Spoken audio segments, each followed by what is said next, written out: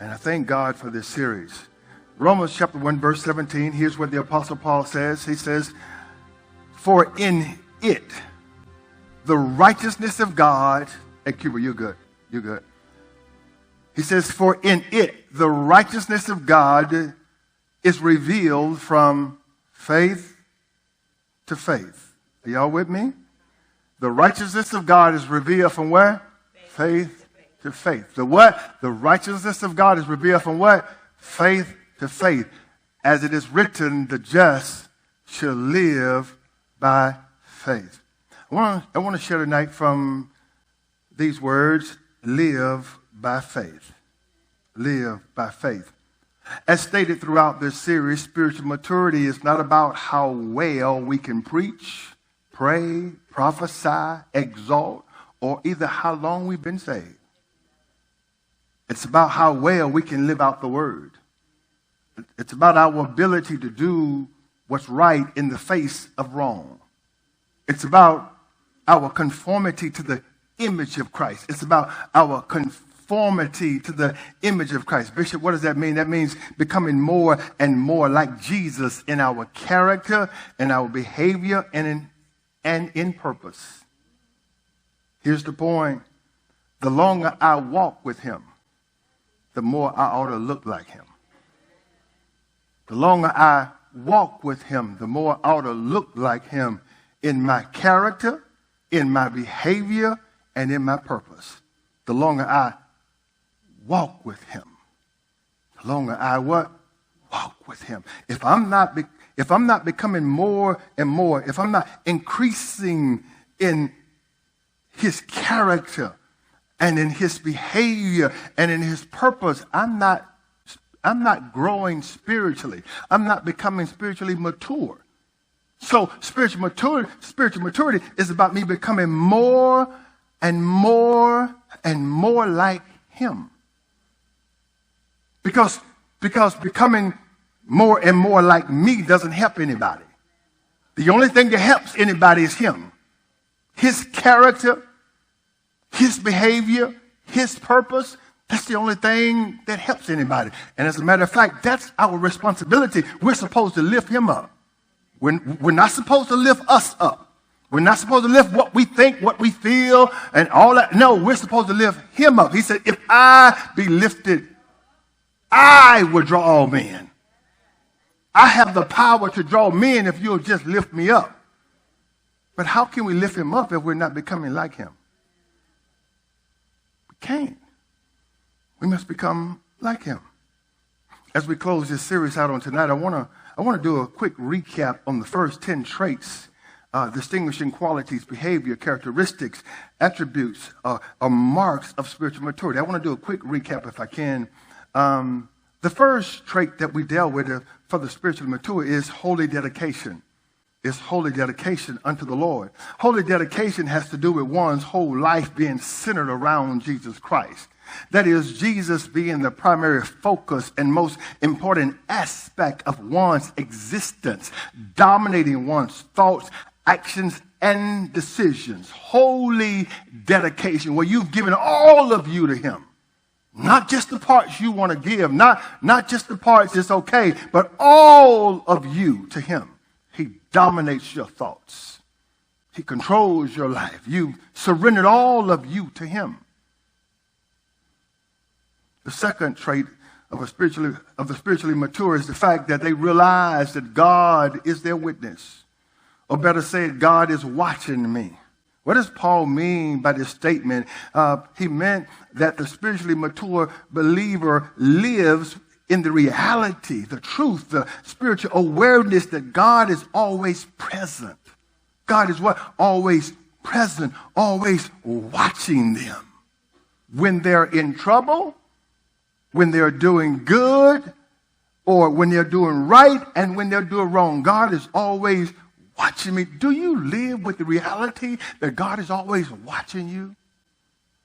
And you still do what you do? You still act the way you act, and you still behave the way you behave, and you still sneak and do the things that you do, and you live in the reality that God is The spiritually mature lives in the awareness that God is watching me. I have a responsibility to behave a certain way. God is watching me. David said, where can I go to get away from him? If I make my bed in hell, he's there. If I take the wings of the morning and fly to the furthest parts of the earth, he is there. Where can I go? God is everywhere. He's watching me. The spiritually mature lives with the reality that God is watching me. Yeah. The third trait of the spiritually mature is the fact that they have a serving spirit. They have what? They have a serving spirit. What does that mean? It means that the spiritually mature serve the Lord from their heart. They serve the Lord from their heart. Their service is real, genuine, or sincere. It is not motivated by titles, positions, accolades, or money. Their motive is pleasing the Lord. Their Lord and Master was a servant, and they themselves are a servant. If we don't like to serve, there's something wrong with our spirituality. Because as our Master was, so are we.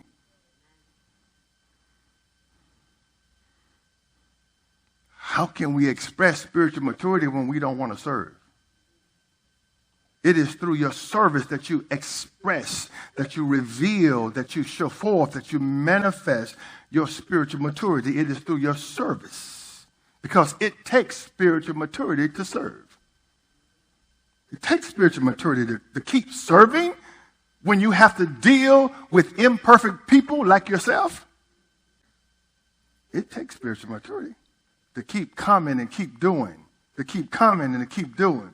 To keep coming and keep doing, to keep coming and keep doing, to keep coming and keep doing, to keep coming and keep doing, regardless of what happened, what's said, what's done, to keep coming and keep doing, to keep coming and keep doing, to keep coming and keep doing. Everybody can't do that.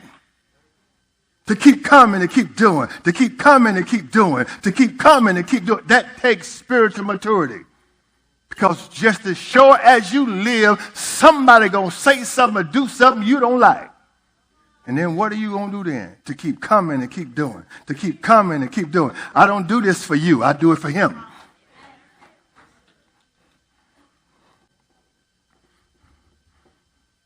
The fourth trait of the spiritually mature is the fact that they are persistent and prayerful.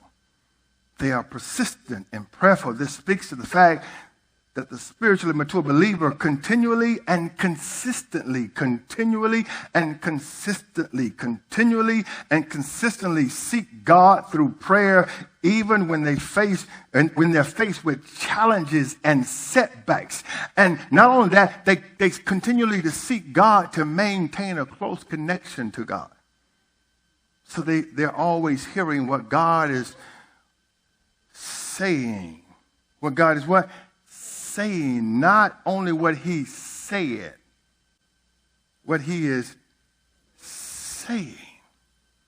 Well, I know what God said. I know, but do you know what he's saying?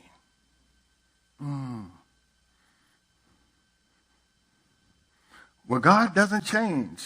Okay. Well, God told the children of Israel, he said, I'm going to feed you. I'm going to feed you. But when it got to a certain place, he said, okay, now I'm going to stop feeding you, and now you got to go feed yourself. He said, I'm going to feed you. Now he's saying, you go feed yourself. I'm no longer going to rain down manna from heaven. I'm no longer going to send quail in the camp. You go get your own food. There's a time that God will speak so clearly to you when you're young in the Lord, because he wants you to make sure you get it. But he starts to wean you off so that you'll learn how to live by faith and not by him always giving you clarity for everything. Yeah. So we have to learn how to live not just based on what God said, but what he is saying, because as you mature, he wants you to transition. He wants you to get off the bottle. The fifth trait of the spiritually mature Christian is that they have a whatever it takes spirit. Yeah, they have what, Bishop? A whatever it takes spirit. In other words, spiritually mature believers are willing to do whatever it takes to fulfill the work and the will of God. They don't pick and choose what they will or won't do when it comes to the work and will of God.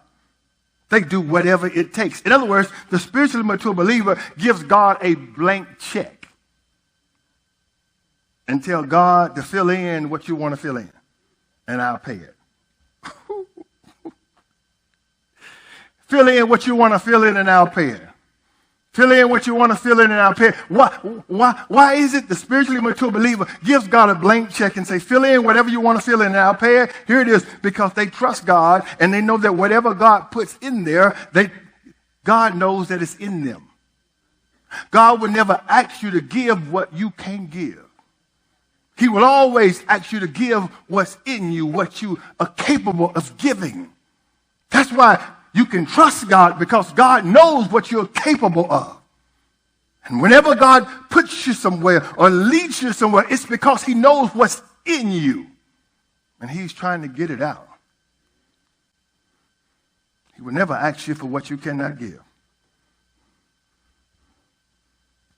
The sixth trait of the spiritually mature Christian is that they seek to be a blessing. They do what, Bishop? They seek. They do what? They seek. They do what? They seek. They're always watching. Not just so they'll have something to say negatively, but they're watching so that they can be a blessing. They're watching. Yeah, I see them at the cash register, and they're struggling to pay for their bill, and looks like they're $10 short. I'm watching because I'm seeking to be a blessing. Do you seek to be a blessing? Or are you just only concerned about you and yours?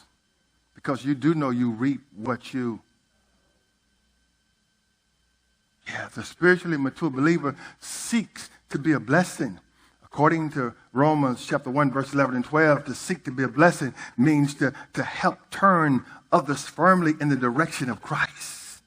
Paul sought to be a blessing. He sought to turn others firmly in the direction of Christ, to help them become rooted and grounded in their faith, propping up those who were weak and strengthening those for the journey ahead. Paul sought to be a blessing. In other words, when you're spiritually mature, you sow. You do what? You sow. You do what? You sow your life into others for their benefit. Well, what about me? Whenever you sow, you're going to always reap. So the question you must ask yourself is, where am I sowing my life? Am I sowing my life into others? Or am I using my seed only for me? The seventh trait of the spiritually mature is that they live a fruitful life. They live a what? They live a fruitful life. A fruitful life is a life that is driven by divine purpose. It's a life that is driven. It is a life that is driven. It is a life that is driven. It is a life that is driven by divine purpose. It's not driven by money. It's not driven by prestige. It's not driven by titles. It's not driven by accolades. It is a life that is driven by divine purpose, because everything else is going to pass away. It is only what you do for Christ that will last. Only what you do for Christ will be able to go with you. Everything else you're going to have to leave here. It's not going to count. It's not going to count. Yeah, it's not going to count. Our houses don't impress God. Our cars don't impress God. Our jewelry doesn't impress God. Our clothes doesn't impress God. Our degrees doesn't impress God. The only thing that impresses God is what we do when it comes to his will. Yeah, a fruitful life is a life driven by divine purpose, a life that makes positive impact on others, a life that touches people with the love of Christ. It's a life that extends grace and mercy to those who don't deserve it. It's a life that shares the gospel with others. It's a life that leads others to Jesus. It's a life that makes an eternal everlasting difference. In short, it's a life that gives back. Freely you have received, freely give. It's a life that gives back. God has blessed you. He's used people to bless you. He's used people to help you. And so as a result, you help them back. It's a life that gives back. It's a life that gives back. Here it is, to ensure that once I'm gone, the church can still move on. Because I've sowed into the lives of people so that they can carry the torch. When I can no longer carry the torch, I've made sure that I've poured myself out into others so that they can carry the torch. The Apostle Paul said this. He says, now I'm ready to go. Because Paul said, I fought a good fight. I kept the faith. I finished my course. I've poured myself out into others to ensure that the church can go on. To ensure that the church can go on. Can I pause here for just a second and help us understand something? Spiritual maturity is about the church. If it's not about the church, what is it about? The church where God put his name. The church represents the people that God sent his son to die for. Jesus bled for the church. Are you willing to bleed for church? Are you willing to bleed for the church? Are you willing to even take anything for the church? Are you willing to even go through anything for the church? For the church. Yeah, the church, us, those of us who were hostile to Jesus, those of us who were enemies of Jesus, those of us who fought against Jesus and mocked Jesus. He bled for the church. What are you willing to do for the church? What are you willing to give for the church? Because that's the bride of Christ. That's who Jesus is coming back for. He's coming back for the church. That's who he's coming back for, is the church. And so your gifts, your talents, your abilities, all the stuff that you have grown and matured in, it's for the church. It's for the church. It's for the church. If you're not using it for the church, what good is it? It's for the church. For the church. It's for his bride. The Lord loves the church. He loves the church. He said, I'm married to the church. That's why regardless of what happens in the church would never go down. The church would never close. It would never shut down, no matter what happens. No, with all the scandal that has taken place in the church will always live because he's married to the church. He's put his name on the church. He's vowed that he will cover the church. Yeah.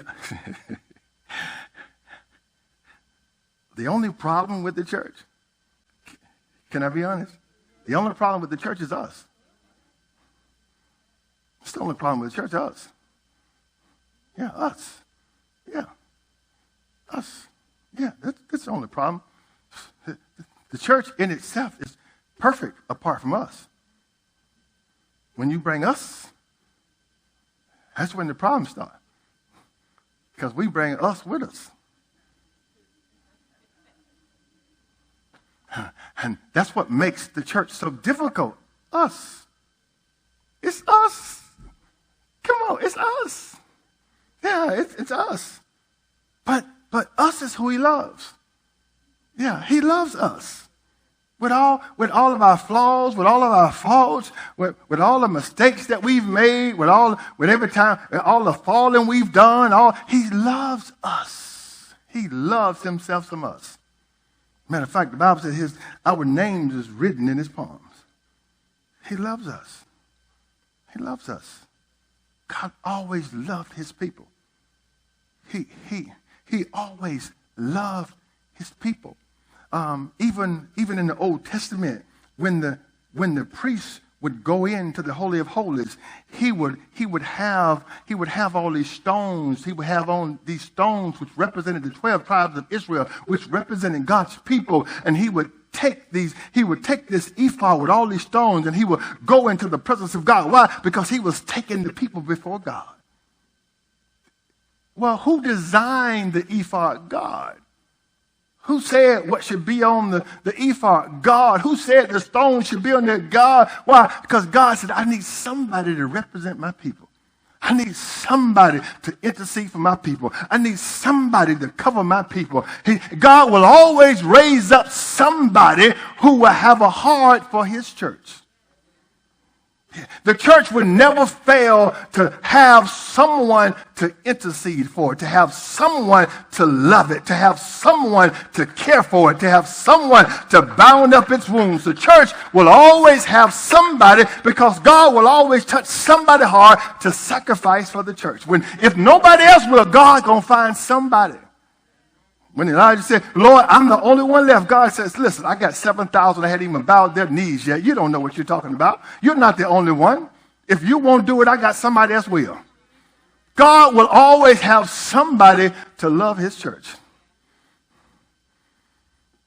and willing to pay whatever price it takes to cover his church. The eighth trait of the spiritually mature is that they see themselves as a debtor. They see themselves as a debtor. The term debtor in Romans 1:14 is used figuratively by Paul and means one bound by duty or compulsion or obligated. Like Paul, the spiritually mature believer feels indebted. They feel what? The spiritually mature believer feels indebted. The spiritually mature believer feels indebted. They feel bound by duty. They feel compelled or obligated to God, to his church, and to others because of what Christ has done for him or her and what Christ has entrusted with him or her. They feel duty bound. God, what I must give back. I must give back. God has been too good to me. He brought me out when I was dying. He picked me up and brought me out. I owe God, I owe his church, and I owe others. When you are spiritually mature, you are duty bound. I've never wrestled with God about what he wanted me to do. I was nervous. I was fearful. I said, God, I've never done this before, but I've never wrestled with him because I felt duty bound. God had been good to me. He brought me out. If God hadn't saved me, I wouldn't be here today. I would be in prison or I would be dead, but I wouldn't be here today if God hadn't saved me. The way my life was going, the road I was going down, and you don't think I owe God? I owe God. If nobody else goes, I'm going to go. If nobody else does it, I'm going to do it because I owe God. That's why I keep coming and keep doing and keep coming and keep doing and keep coming and keep doing. After 30 years, I'm still coming and doing because I owe God. I'm duty bound. I'm a debtor. I am a debtor. If nobody else feels indebted to God, I do. The ninth trait of the spiritually mature believer is their readiness. Their readiness. Yeah. Readiness has to do with our being willing, eager, and zealous, and or prepared to do the work of the Lord. When you're ready, when you walk in a spirit of readiness, you are willing, you are eager, you are zealous, and you are prepared to do the work of the Lord. You are what? You are prepared. You are what? You are prepared to do the work of the Lord. Paul said, as much as lie within me, I'm ready to preach. As much as lie within me, as much as lie within me. In other words, Paul said, as much as I can control, I've done the work. I've put in the work in secret. I've done my part. As much as lie within me, I'm ready. Now, so there's two parts. There's the part you must play, and then there's the part God plays. Paul said, I've done my part. I'm ready. Now God has to do his part. But if you don't do your part, you think God's going to anoint you and you won't put in the work? God doesn't anoint anybody that doesn't put in the work. Yeah, Paul said, I'm ready. Yeah, I'm ready. Yeah, this comes from us putting in the work in secret. So when God calls our name, we're ready. God calls our name, we're what? We're ready. Yeah. You don't wait until you get on the stage to practice. You practice in private. Yeah, the stage is game time. Yeah, you don't wait till you get on the stage to practice. You practice in private. And your private practice turns into public acknowledgement. When you really put into practice, everybody know. Everybody know. Oh, man, wow, I see that. Look like they're growing. You can see it when you put the work in. You don't get up here to practice. People's lives depend on what's said when you get up here. You don't get up here to practice. You practice at home.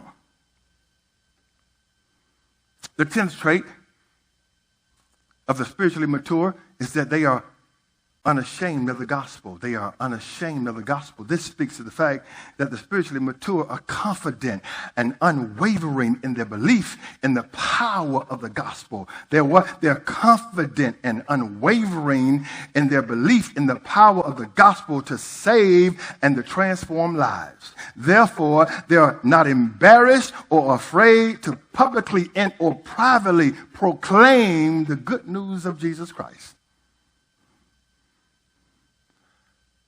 Now, the 11th and final trait of the spiritually mature in this series is found in our foundation text in verse 17. For clarity, I want to read verse 16 with it for clarity's sake. Here's what the Apostle Paul said. Verse 16, he says, for I am not ashamed. I am not ashamed. He said, I'm not ashamed of the gospel of Christ. For it is the power of God. It is what? The power of God. It is the ability of God. It is the dunamis of God.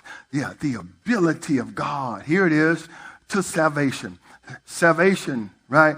So the gospel is the means which people experience forgiveness, deliverance from bondage of sin, and reconciliation to God. So the gospel is what, Bishop? What is it? It's the means by which people experience forgiveness, deliverance from the bondage of sin, and reconciliation to God. And so Paul said, I'm not ashamed of the gospel because it is the power of God to bring about change, to bring about transformation, to bring people into forgiveness, to bring people face to face with their sins and help them to see themselves. It is the power of God to bring people to a place of deliverance, to bring people to a place of reconciliation with God for everyone who believes, for the Jew first and also to the Greek. Verse 17, for in it, for what? In it, for what? In it, the gospel, for in it, the gospel, for in it, the gospel, the righteousness of God is revealed from faith to faith. As it is written, the just shall live by faith. The 11th trait of the spiritually mature believer is the fact that they live by faith. They live by faith. According to the text, the gospel is the source of salvation, righteousness, and faith. The gospel is the source of salvation, forgiveness, deliverance, and reconciliation. Righteousness, that which is deemed right by God, what is approved in his eyes, or simply put, his will for his people. And faith. According to the text, the righteousness of God, his will for his people, is revealed, made plain, or manifested from faith to faith. This statement reveals at least two truths. From faith to faith. From faith to faith. Once again, from faith to faith. The righteousness of God is revealed. The righteousness of God, that which is approved by God, God's will for his people, is revealed. It is manifested from faith to faith. This statement, once again, reveals at least two truths. Number one, here it is. It reveals that God's revealed yet concealed will is uncovered or unveiled by faith. Let me say it another way. Through faith, the Lord reveals his will to his people. This reveals the importance of faith. That is, one cannot know God intimately or his will for their lives apart from faith. It's impossible. Yeah. God, it is through faith. It is through what? It is through faith that God reveals his will. It is through what? Faith. That the righteousness of God, the righteousness of God, God's will for his people, that which God approves is revealed through faith. That's the first truth it reveals. Here's the second one. It reveals that, number two, faith is not static. Faith is not static. Bishop, what do you mean? Faith is not still, motionless, or unchanging, but continually increasing in strength and understanding. In other words, real faith is a growing faith. Real faith is a growing faith, a faith that progresses and deepens. Thus, faith is not a one-time act, but a continuous progression of growth and reliance on God. Growth and reliance on God. Real faith grows. Real faith doesn't stay the same. Real faith is not static. It's not motionless. It's not still. Real faith is always growing. Real faith is always what? Growing. It's always growing. Yeah, it's always what? Growing. So from faith to faith is a continuous process of spiritual growth. It is what, Bishop? It is a continuous process of spiritual growth, or should I say it this way? It's living in a way that produces more faith. From faith to faith, it's living in a way that produces more faith. It's living in a way that produces more faith. Here's the relevant question. How do we live in a way that produces or breeds more faith? If we are to go from faith to faith, and the righteousness of God is revealed from faith to faith. So God's will for my life, God's will for the people of God is revealed from faith to faith. There's a progression here. There's a progression. So if my faith doesn't grow, then God's revealed will in my life doesn't increase. So there's things that God has for me that I would never know. There's things that God has for his people I would never know. I would never see it if my faith is not growing. If my faith is not what? If my faith is not growing. My faith must grow. My faith must grow. So here it is. How do we live in a way that produces or breeds more faith? Well, Paul tells us in the big clause of the text. Here's what he says, as it is written. As it is written. These words, as it is written, establishes the authority of what's getting ready to be said. As it is written, here it is, the just shall live by faith. The just, the Christian, the believer shall, which is a command, live by what? Faith. So the answer to the question is this. We live, exist, or conduct our lives by faith. We live, we exist, or conduct our lives by faith. A life lived by faith produces or breeds more faith. Faith begets faith. Faith begets faith.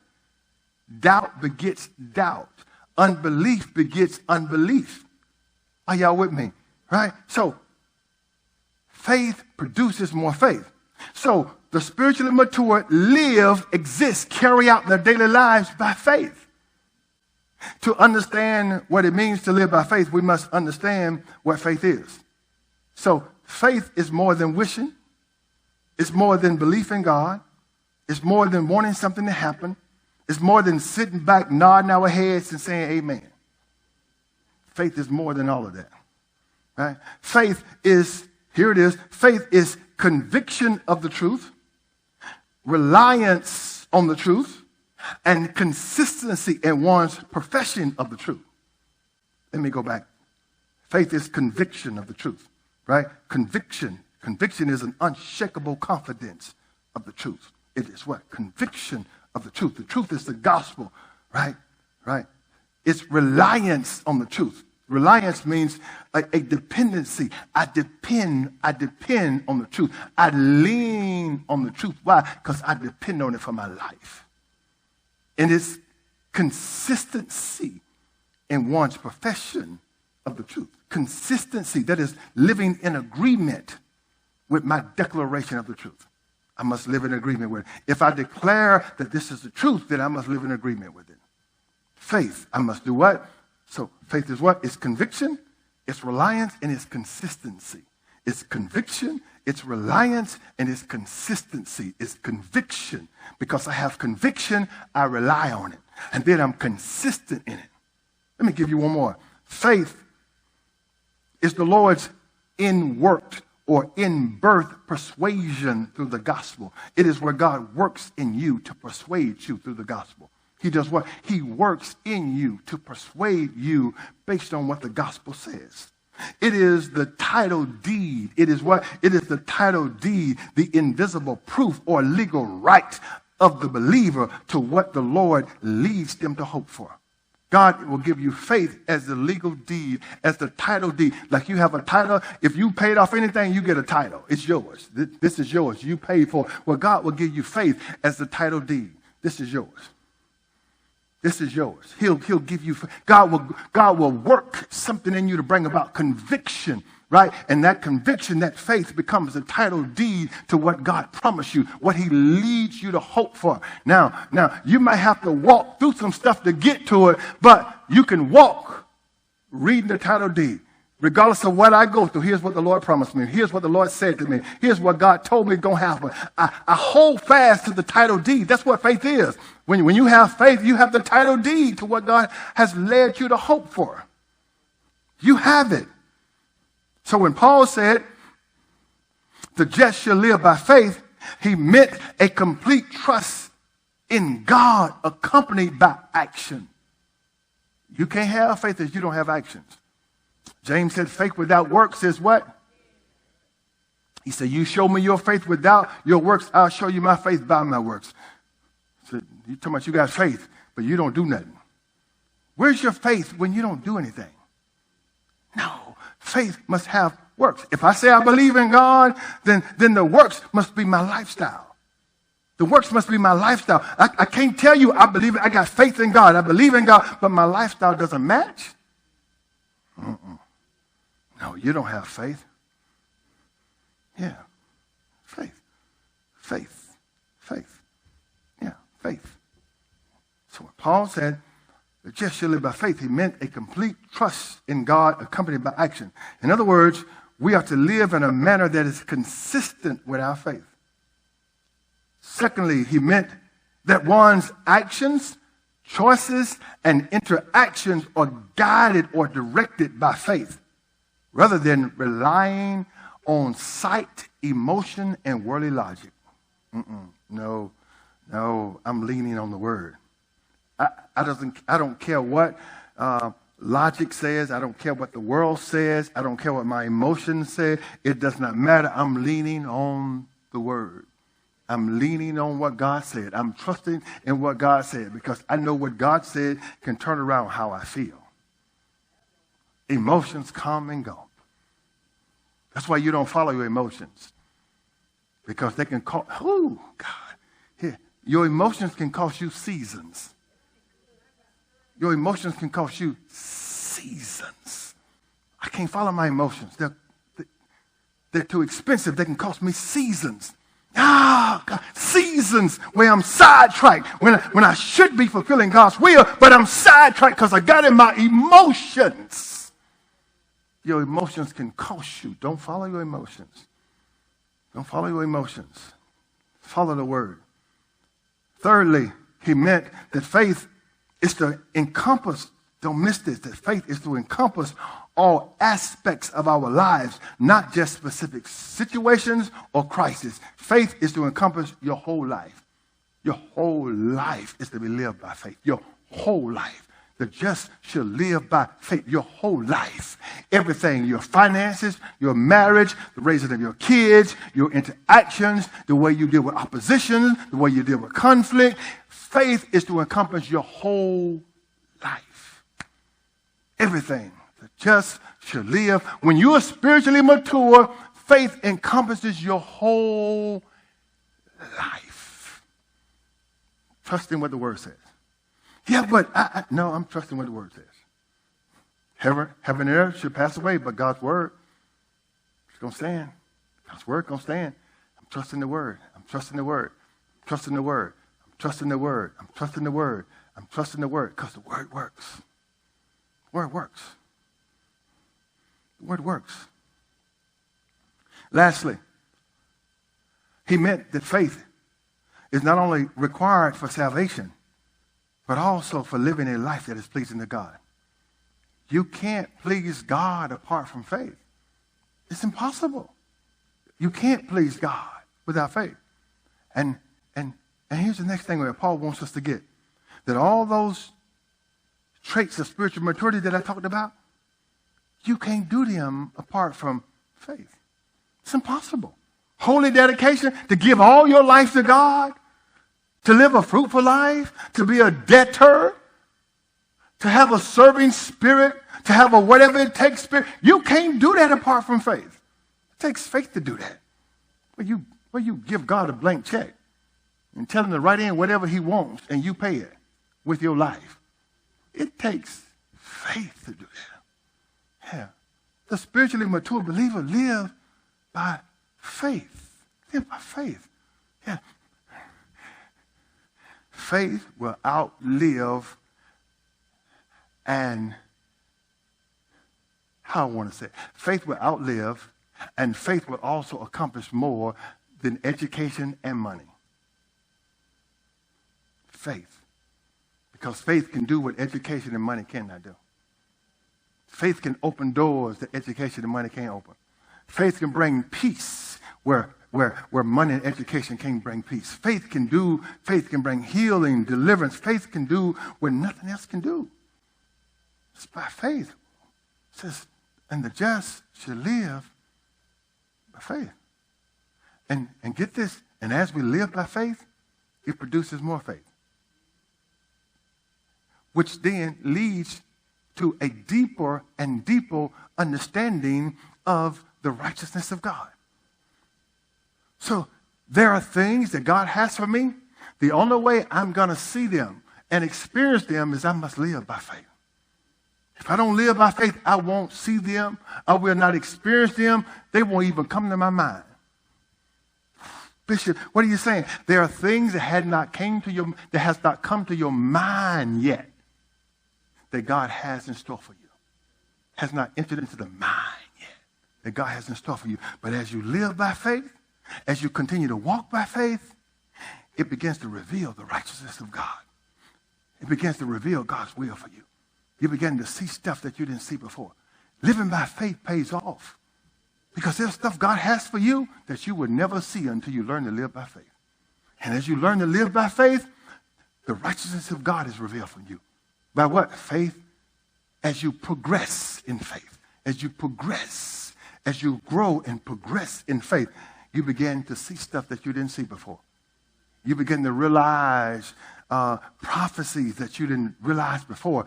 God began to show you stuff that he wouldn't have showed you or told you in your earlier days of faith. Why? Because you couldn't handle it. Because you couldn't handle it. So as you grow in faith, he begins to reveal deeper things to you. Deeper things. Deeper things. And the just shall live by faith. Amen. God bless you. Let's put our hands together and bless him.